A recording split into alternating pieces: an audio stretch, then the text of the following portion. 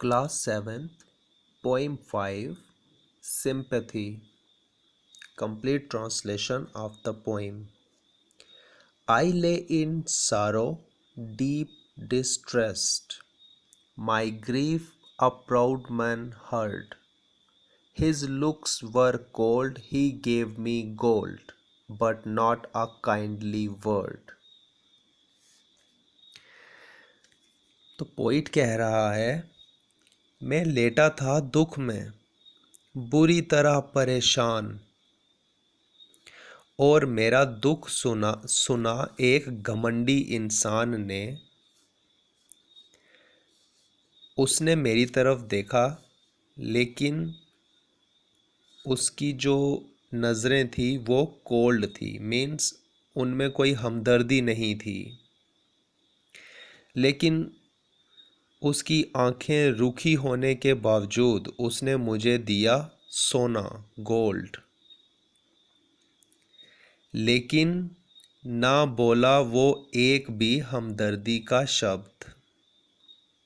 My sorrow past, I paid him back the gold he gave to me, then stood erect and spoke my thanks and blessed his charity. गुजर गया मेरा वो दुख, और फिर लौटा दिए उससे लिया हुआ सोना मैंने, जो उसने मुझे दिया था। फिर खड़ा हुआ मैं सीधा, और मैंने उसका धन्यवाद किया, और उसने जो चैरिटी मुझे दी थी सोने के रूप में, मैंने उसके लिए उसके लिए प्रार्थना की, उसको मैंने ब्लेस किया। I lay in want and grief and pain. A poor man passed my way. He bound my head, he gave me bread. He watched me night and day.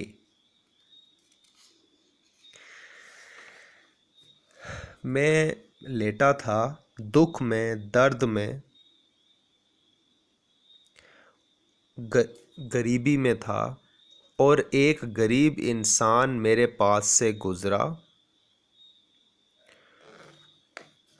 उसने मेरे सर पे हाथ फेरा, मुझे खाने को ब्रेड दिया, उसने मेरी दिन रात देखभाल की। How shall I pay him back again for all he did to me? Oh, gold is great, but greater far is heavenly sympathy. कैसे चुका पाऊंगा मैं उस इंसान का कर्ज, इस सब के लिए जो इसने किया है मेरे लिए। ओ, बहुत ख़ास होता है सोना, लेकिन उससे भी ज़्यादा ख़ास है गॉड की तरह की जाने वाली हमदर्दी। Now let's see, reading is fun. Question first. When the poet was unhappy, who helped him and how? जब पोइट दुख में था तो किसने उसकी मदद की और कैसे? A proud man helped him with gold. एक घमंडी इंसान ने उसकी मदद की सोना देकर। Question 2. When and how did the poet pay the rich man back?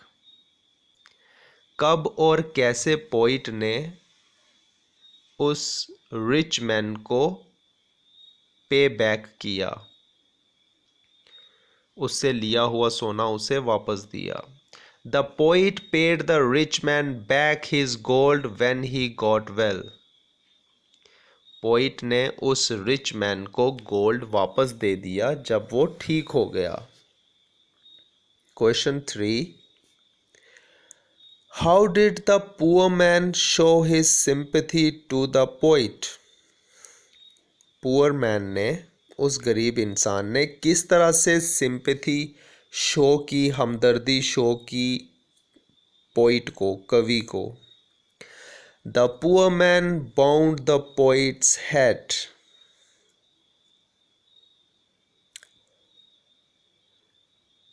Poor man ने कवि का सर बंधाया, सर पे हाथ फेरा।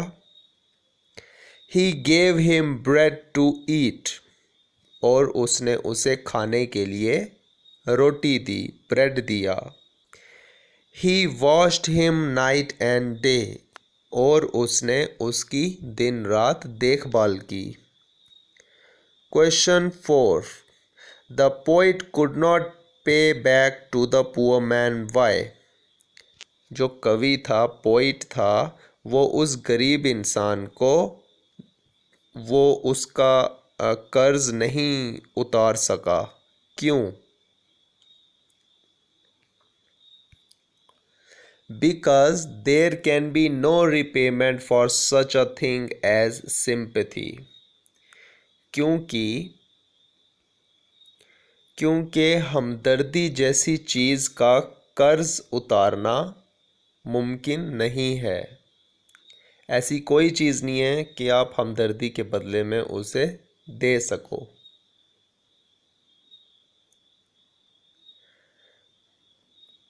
Question 5, why sympathy is said to be heavenly? हमदर्दी को हेवनली क्यों कहा गया है? Sympathy comes from a true, kind and pure heart. हमदर्दी जो है ये एक सच्चे दिल से आती है, सच्चे और मेहरबान दिल से आती है। That is why it is said to be heavenly. इसीलिए इसे heavenly कहा गया है। Now let's see language work. Question first. Unscramble the words given in brackets and fill in the blanks.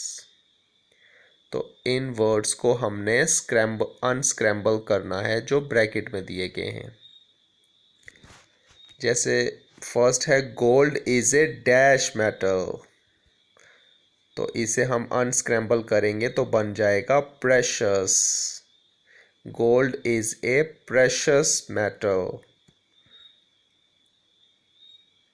Second is we must be very dash to the poor, तो इस word को unscramble करेंगे तो बनेगा kind, KIND, kind. We must be very kind to the poor. Third is sympathy is considered as heavenly. Sympathy is considered as heavenly.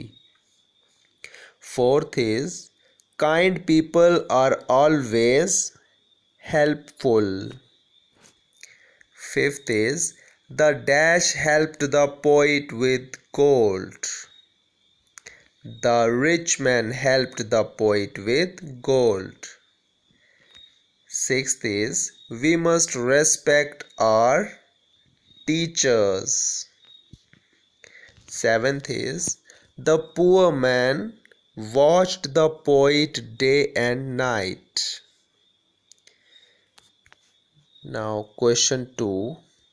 You can find verbs in the poem. Read the poem once again and find out the verbs and write the 3 forms of these verbs. तो इन words के हमने 3 forms of verbs लिखने हैं। तो first है give. give है present form, तो इसकी पास्ट फॉर्म होगी gave and past participle is given. इसी तरह से नेक्स्ट है bind. बाइंड का आएगा बाउंड, बाउंड। पास का आएगा पास्ट, पास्ट। स्पीक का आएगा स्पोक, स्पोकन। ब्लेस का ब्लेस्ड, ब्लेस्ड। डू का डिड, डन। इज का वॉज, बीन। आर का पास्ट आएगा were and past participle is been. Lay का आएगा लेट, लेट। लाई का lay, lain. Now question 3. An abstract noun is the name of a quality, state, feeling, or an idea which can only be thought of or felt but can't be seen or touched. तो एक abstract noun होता है किसी quality का नाम या किसी state का नाम या फीलिंग का या फिर कोई आइडिया हो उसका नाम होता है, उसे कहते हैं एब्स्ट्रैक्ट नाउन, जिसे हम सिर्फ सोच सकते हैं या फील कर सकते हैं लेकिन उसे हम देख नहीं सकते और टच नहीं कर सकते। Write the answers of the following questions selecting words from those given. All the words are abstract nouns. तो हमने इन क्वेश्चंस के आंसर देने हैं इन्हीं वर्ड्स में से सिलेक्ट करके, और ये सभी जो वर्ड्स हैं ये एब्स्ट्रैक्ट नाउन हैं। So first question is what quality does a kind man show. तो कौन सी क्वालिटी है जो एक काइंड मैन शो करता है? वो है काइंडनेस, और काइंडनेस एब्स्ट्रैक्ट नाउन है। काइंडनेस एक क्वालिटी है। Second is what quality does an honest man show. तो एक ऑनेस्ट मैन कौन सी क्वालिटी शो करता है? Honesty, and honesty is also a quality, means ईमानदारी। Third is what quality does a foolish man show. तो foolish man की कौन सी क्वालिटी होती है? Foolishness. Now fourth is what quality does an angry man show. तो एक angry man की कौन सी क्वालिटी होगी? Anger. What quality does a cruel man show. तो क्रूल मैन की होगी cruelty. What quality does a strong man show. Strong man की होगी strength. What quality does a generous man show. तो जेनरस मैन की quality होगी generosity. What quality does a brave man show. तो brave man की quality होगी bravery. What quality does a polite man show. तो polite man की quality होगी politeness. What quality does a lazy man show. तो lazy man की क्या quality होगी? Laziness. Now let's see question 4. Underline the abstract nouns in the following sentences. तो अब इन sentences में हमने एब्स्ट्रैक्ट नाउन को अंडरलाइन करना है। तो फर्स्ट है life is full of happiness. तो हैप्पीनेस जो है ये एक एब्स्ट्रैक्ट नाउन है। Second sentence laughter is a good medicine. So laughter is an abstract noun. So यहाँ पे लॉफ्टर एब्स्ट्रैक्ट नाउन है। Third is the rose has a sweet fragrance. So इस सेंटेंस में फ्रेग्रेंस वर्ड जो है वो abstract noun है। Kindness never goes unrewarded. So here kindness is an abstract noun. So fifth is the cruelty of the cruel king made him unpopular. So यहाँ पे cruelty word abstract noun है। Sixth is the principal was pleased with the honesty of his staff. तो यहाँ पे honesty word abstract noun है। Mother Teresa showed kindness to the poor people. तो यहाँ पे काइंडनेस वर्ड एब्स्ट्रैक्ट नोन है। 8th is poverty can be eliminated by hard work। तो यहाँ पे poverty जो है वो एब्स्ट्रैक्ट नोन है।